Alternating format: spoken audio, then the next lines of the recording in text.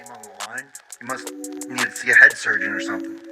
The only colors I wear are black and silver. Every Raider game, there's no effing tackle. I bleed silver and black.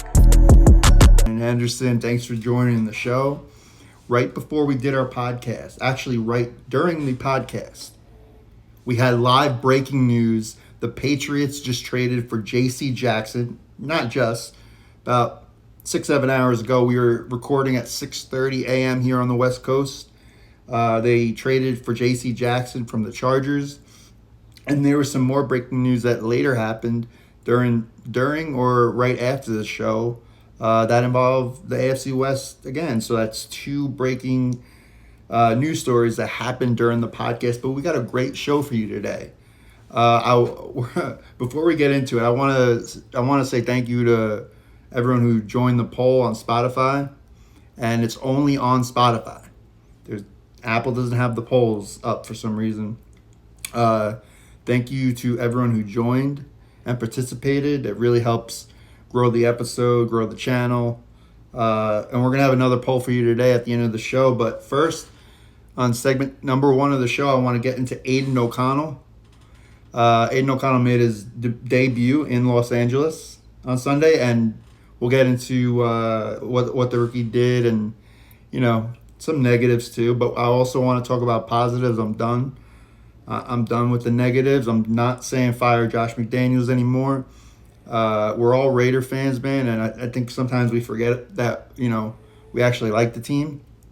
And on Twitter, it's just a mess. And you know what? I'm guilty of it too. But and we'll get into what the Raiders have coming up with these in the schedule with the next 3 games. But like I said, I just want to get into Aidan O'Connell real quick. I thought when Aidan O'Connell came in the first half, I thought he looked exactly how he looked during preseason. He looked not like a rookie. He looked cool, calm, like he's been doing this before, right? And then Khalil Mack happened, right? And then Josh McDaniels not putting more than one guy on Khalil Mack happened. And then Aidan O'Connell decided to hold onto the rock for, 5-6 seconds? And we know in the NFL, once your NFL clock hits 3, it's got to get out of your hands in today's NFL. Khalil Mack had a record day, of course, and it was against the Raiders. Why wouldn't it be? He had 6 sacks on the day, one shy of the NFL record, 7 sacks in one game. And I thought Aidan O'Connell, besides holding on to the ball, which, that can get corrected, I would like to see him move in the pocket a little more, but he really looked good to me, especially in the second half. But in the first half, I was a little bit worried, but the offensive line struggled, that running game struggled in the first half. And I liked what I saw out of the rookie. He made some adjustments coming back in the second half. You saw him get the ball out quicker. He was getting through his reads quicker. Besides that brutal interception that ended the game at the goal line. And also, by the way, it's 1st and goal with 2 minutes left. Right? 1st and goal, 2 minutes left. Raiders have the ball. We have 2-minute warning. On 1st and goal. Why, Josh? Why are you calling a pass play? Not only a pass play, a play where you're going to have Aidan on the run to his right in traffic. I mean, why not run the ball on 1st and goal? You want to bleed the clock anyway if you plan on scoring because you don't want to give Herbert the ball. I just didn't understand going for the pass on 1st and goal with 2 minutes left. Yeah, so Josh, he has some questionable play calls, but at the end of the day, he ain't going anywhere.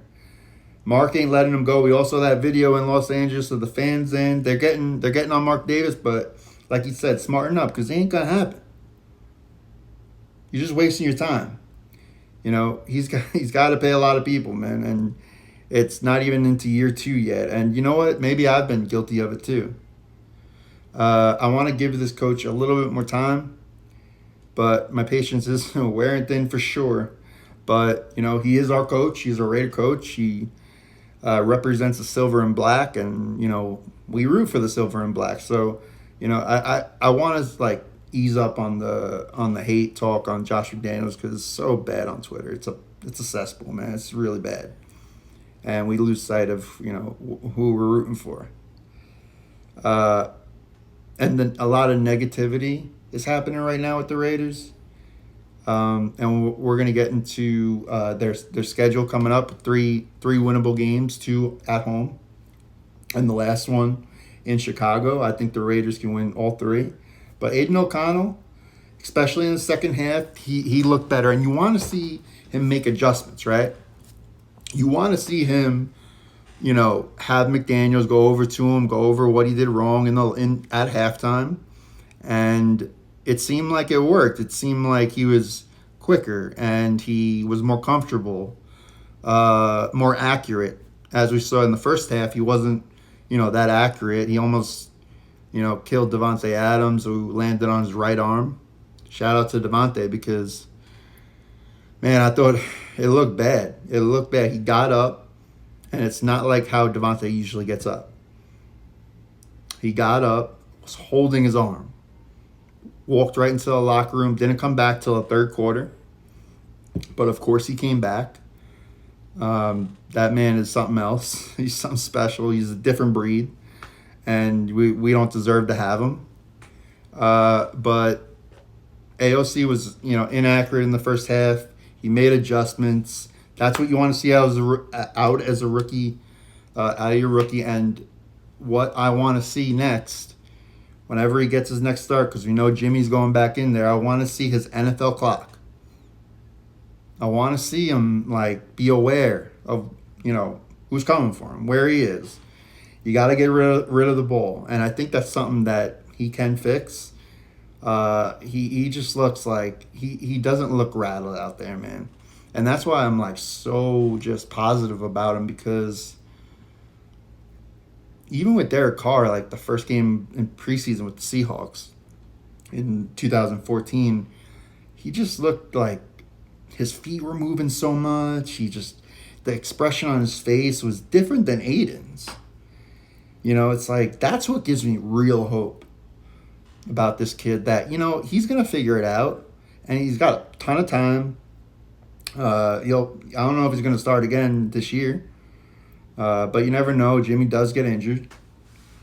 But I was really impressed in the second half, and I look forward to seeing Aidan O'Connell back in there soon. The next thing I want to get into is some of the negatives we saw on Sunday. I think the first negative is the obvious one, and that's the tackling. Actually, you know what? Penalties first. Let's go with the stupid penalties. Right?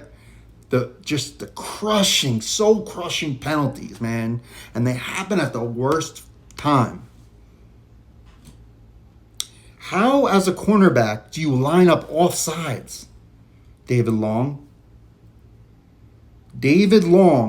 the cornerback, lined up off sides. And what happened next?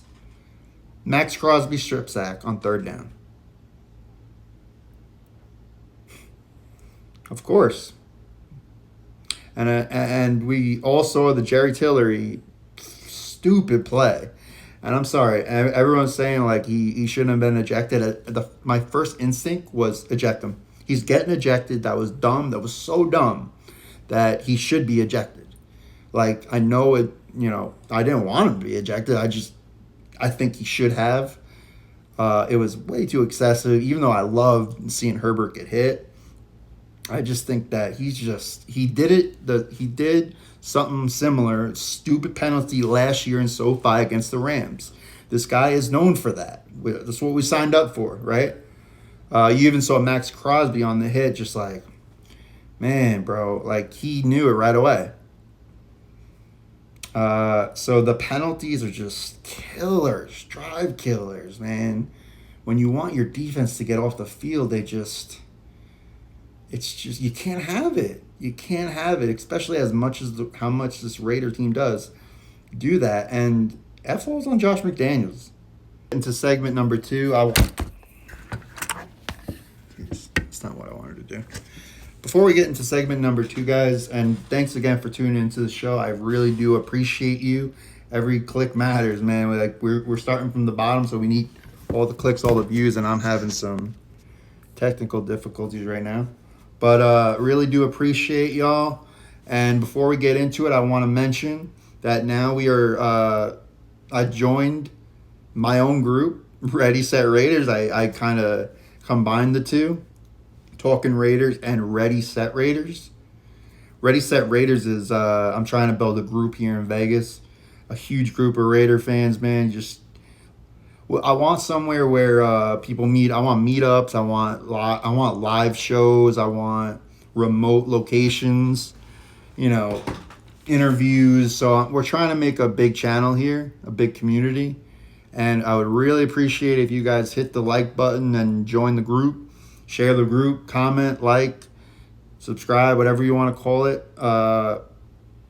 Mainly, I guess on Facebook, mainly. And then also we have the podcast link out for Ready, Set, Raiders. But anyway, guys, I mentioned in segment number 1 the stupid penalties that can't happen. That's the first negative I want to get into.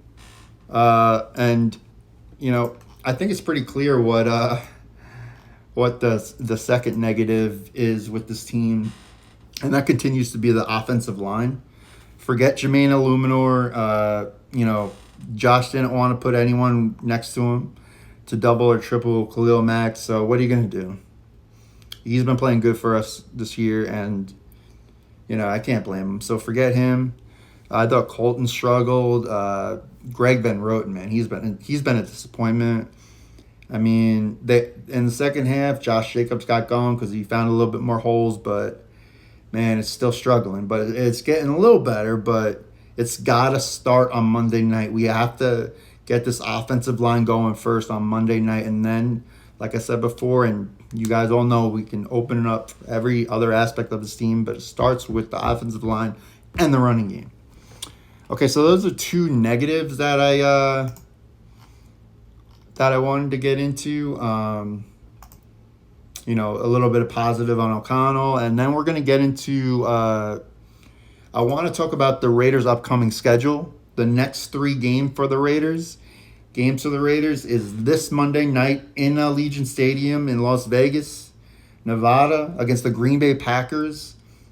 On Monday Night Football, we played Jordan Love, who threw 3 interceptions last game against the Lions. It's a must-win for the Raiders, a must-win. I think the Raiders got to go 3-0 in the stretch, because then we stay home to play New England, and then we play the currently 0-4 Bears in Chicago. I think if we go 3-0, we're 4-3 going into Detroit. Again, now we play Detroit on Monday Night Football. So if we can go if we can be 4-3 playing Detroit on Monday Night Football, I think that, obviously all the, people on Twitter will change their opinion, and maybe we'll actually start rooting more for the Raiders and instead of just bashing them every day. And hey, I'm at fault too. My emotions just get to me, and I'm sure they get to everyone else, because this team, man. It's really frustrating, man. 20 years of this. But you know what?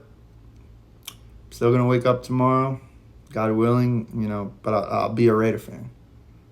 Until the clock, stops, man. Like, black and silver, bro. That's what I go with. I have no other choice. There ain't no leaving. There ain't no leaving this. Sorry. All right, guys. In segment number 3, I want to get into. We just talked about the schedule, the 3 games, the must win. And one thing I want to mention is also a positive about this year is the bye week is so far away. I don't know exactly what week it's far down there, man. Week 9 or 10 maybe. You guys know. But in the past years, I always feel like it's like so early for the Raiders, and then they can never get going. I think now we have time to just get it rolling, and we know that our bye week we still got it in the bag. You know, that free week of rest, we're gonna need it, man. So I really am excited that we have the bye week. I hope it matters later on in the season. I wanted to talk about Tyree Wilson. I thought he had a better game. You know, he actually looked like a football player out there. Some plays you saw him like giving up, at the end of the play, and then there was one clip of Baldinger that Baldinger put out about Max, just he's still going and Tyree's just slowing up, and I don't know, man. It's like I feel like he's just gonna like have a breakout game soon. Maybe it's just hope, because I just feel like each game he's faster. He's getting off the ball quicker. He's a big freaking dude, man. He's got so much strength, man. If he could just get off the ball quick and he's just so strong. I want to see him just ball out, and I think it's going to happen. Maybe on Monday night against the Packers, let's hope. But I did see a better game out of Tyree Wilson. You saw Malcolm Koonce out there a lot. I thought he made a little bit of noise. The defense did play better, but the tackling was so bad, man. I mean, how many missed tackles can we have? Oh man, who was it? Who had Herbert bear hugged? Well, it was Diablo, right? I think it was Divine Diablo, number 5. He had Herbert in the grasp and just let him go. And Herbert still had the ball. And of course, they picked up a first down on that play.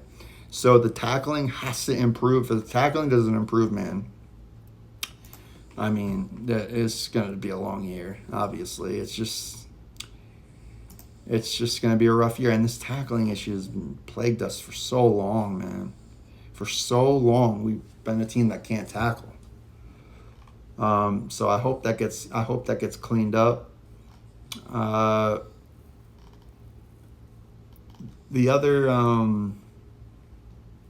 The last thing I wanted to just tell you guys about was the breaking news that we had that the Broncos are releasing linebacker Randy Gregory, which is crazy. They just paid him $70 million, a 5-year contract, or 4 or 5-year contract last year. It's just something's going on in Denver, and I love it. I love to see the Donkeys, man. I love to see them struggle.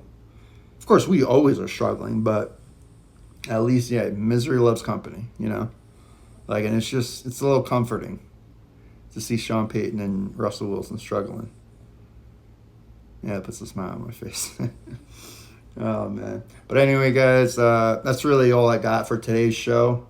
Later on in the week, maybe Thursday or maybe Friday, because it's the Monday night game, we'll get more into the Raider-Packers and what the Raiders need to do to beat Jordan Love, and it's a must-win at home. And it's a game. I think it's a get-right game for the Raiders, man. This is it. I think they get right this game and they get rolling. I'm feeling a winning streak, man. I'm feeling it. Or maybe that might be the meatloaf. I don't know. But anyway, guys, thank you so much for joining in. I really appreciate you. And don't forget to go to Ready, Set, Raiders on YouTube, Facebook, Spotify, Apple Music, Twitter. Go follow us on Twitter. Join the Facebook group and grow this group and help, grow the nation. I mean, we're starting from the ground up here. And any if you don't subscribe, like, follow, retweet, share, anything you can do to get us out there, man. I really do appreciate you. This is Raider Kenan Anderson, and I'm signing off. Appreciate y'all signing in.